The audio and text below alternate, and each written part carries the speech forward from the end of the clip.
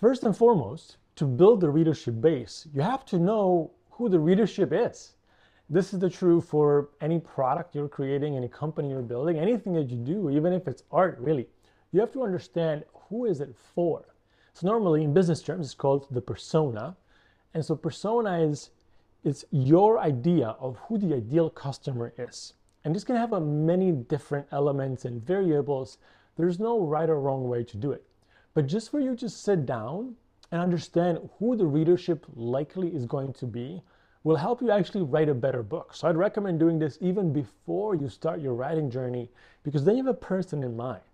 A pro tip, you could actually print a picture of someone that looks like your ideal persona. So for example, you could within the persona, you could select you want a certain age. So let's say you want somebody who is 40 years old, gender, demographic, location where they live.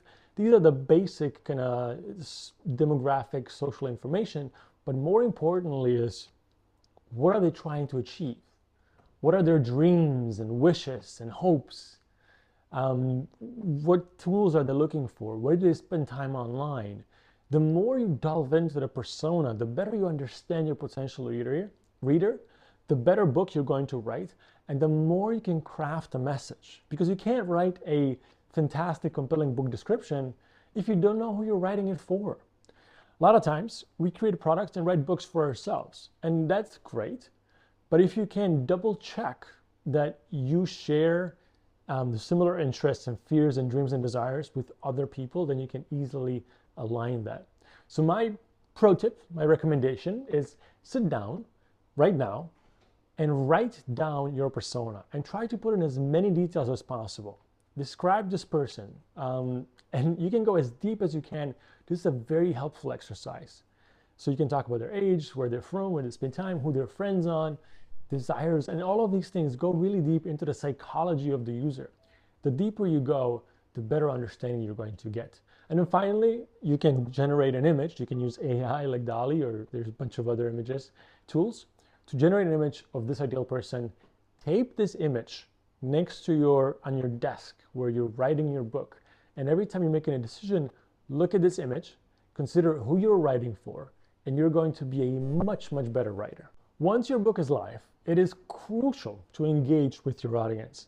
So when you get reviews, reply to all the reviews, be engaging, have conversation as much as you can within the platform. This is very, very important. And be open to feedback. We don't know everything. And so the more feedback you can accept and incorporate, you can improve your next book or improve the current book or anything else that you're building. And don't forget about the power of social media.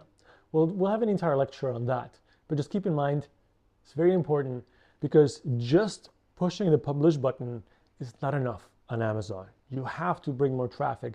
You have to do the work to actually promote your book. It's not going to promote itself. And then there are some classic tools you can use. If you have an author website, that's great. Dedicated author website, lots of tools online to make a simple website for you. Squarespace is one of my favorites. That's what I use, but there's plenty of others. And sending out a newsletter for your readership. People can go to your website, sign up for a newsletter, and you can share updates with them. You can share ideas for new books. You can share chapters, plenty of ways to do it. So there's lots of different ways you can engage with your audience. One of the best ways to hook readers and get their attention and build a relationship is to create a reader magnet. Meaning, imagine that you're writing a book, like I did, about using AI and mental health. And for example, in this book, I would offer readers a specific tool. Let's say I would offer them a list of tools, a simple Excel sheet with all the tools that I talk about in the book, because I didn't want to write the book and maybe there are links and the links change. So it's not a good idea to put it in the book. And so in the book, I would just say, if you go to this website and you put in your email, and I'll send you a list of all the tools that are being refreshed and they're actually active. This is something called a reader magnet, where you get them to go from the book to your website. They put in their email. This is important because then you can get the email, get in touch with them, you can continue sending newsletters and eventually sell more books. You get their email and then you share the value you've provided.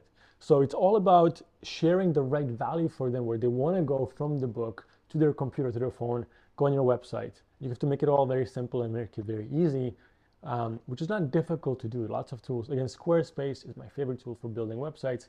You can also create these magnets in there. So Reader Magnet is your best tool. And finally, remember that building a reader base is not an overnight event. This will take time. It might be months, it might be years. This is a long journey. Most people will quit on this journey before they reach the point where they really want to be. So I just want to encourage you to stick with it. It takes time, it takes dedication and energy, but you will get there.